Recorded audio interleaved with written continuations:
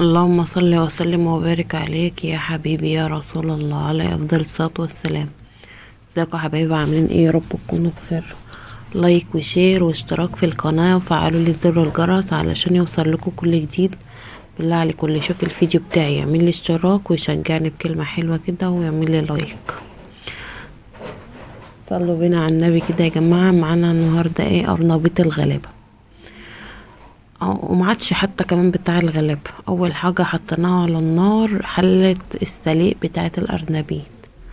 تمام. معانا بيضتين ومعانا ربطة بقدونس مقطعة زي ما انتوا شايفين كده، وحطيتها في البلاستيكية اللي انا هعمل فيها الخليط بتاعي، وعليهم البيضتين ونربهم كويس جدا، وحبة فلفل اسمر عشان زفارة البيت. صلوا بينا على النبي. وما تنسونيش في كومنت حلو وتقولوا له ايه رأيكم في التعليقات. بالله عليكم ما تخرجوش من الفيديو الا ما تكملوا له للنهاية. ربيته كويس جدا وحطيت عليه الفلفل الاسمر. معايا الدقيق بتاعي اللي احنا شايفينه. لا، هنحط الاول معلقة توم صغيرة ونربهم كده. زي ما انتوا شايفين معايا الدقيق دول حوالي نص كوباية دقيق او كوباية ربع دقيق، عليهم معلقة نشا. النشا الايه؟ النشا ده اللي هيخلي القرنبيط بتاعنا مقرمش وما يشربش زيت. اللي هيجربه هتدعيلي، لان النشا ما بيخليش اي حاجة تشرب زيت، وغير كده بيخليه مقرمش معايا. طب الدقيق دي في ايه؟ الدقيق فيه كل البهارات اللي انا هحطها، في ملح وفي كمون وفي فلفل اسمر وفي توم باودر وبصل باودر. بس كده يعني الخليط بتاعنا.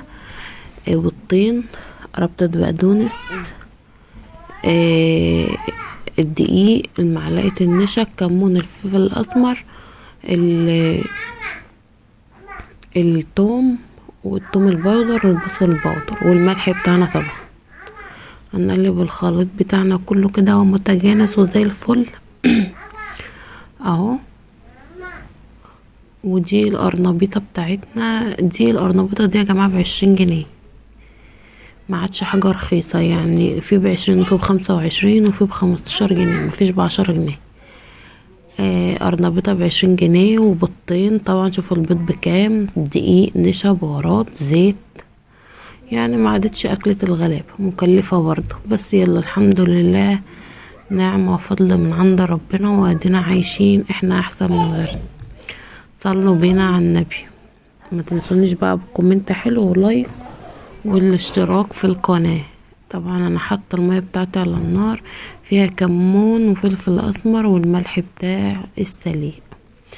المية غلت، هنزل بنص القرنبيطاية.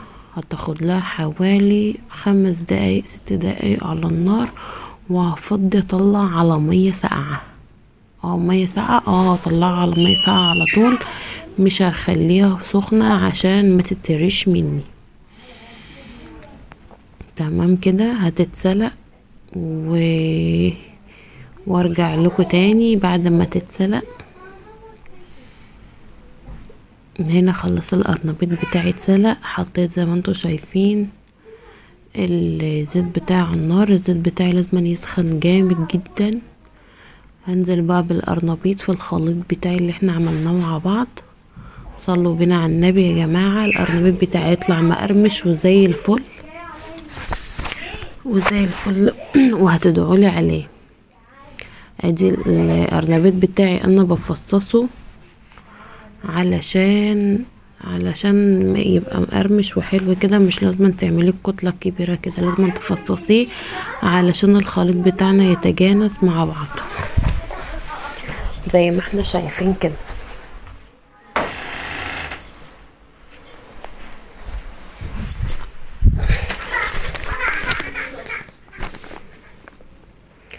وهننزل بيه زي ما انتوا شايفين على الزيت على طول،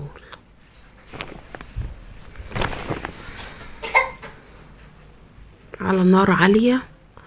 ولازم الخليط كله يبقى مغرق القرنبيطايه كده، يعني لازم تلخبصي في قلب الخليط كده بالقرنبيطايه علشان الخليط كله يتجانس مع القرنبيط.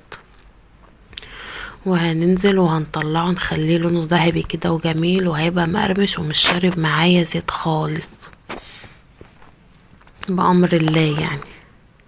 وربنا يحسن ما بين ايدينا كلنا. وما تنسونيش في اللايك والشير والاشتراك في القناة. شايفين لون الارنبيط عامل ازاي؟ ما شاء الله، ربنا يحسن ما بين ايدينا كلنا. والله اتاكلت في نفس اليوم الحمد لله يعني. اهي شايفينه مقرمش يا جماعة جدا والله، ومش مشربش مني زيت. وكل طبعا ما بحط دور بنضف الزيت بتاعي طبعا عشان البيض اللي بيقع من القرنبيط، الخليط اللي بيقع في الزيت، فانا بنضف الزيت كل ما اجي احمر. هنا هو خلاص اتحمر، بديله اخر تقليبة وهوريكم شكله. وما تنسونيش بدعوة حلوة. وربنا يحسن ما بين ايدينا كلنا. شايفين ما شاء الله ما شاء الله، ربنا يحسن ما بين ايديكم كلكم يا رب. واسيبكم واستنوني في فيديو جديد، واسيبكم في رعاية الله وامنه. والسلام عليكم ورحمة الله وبركاته.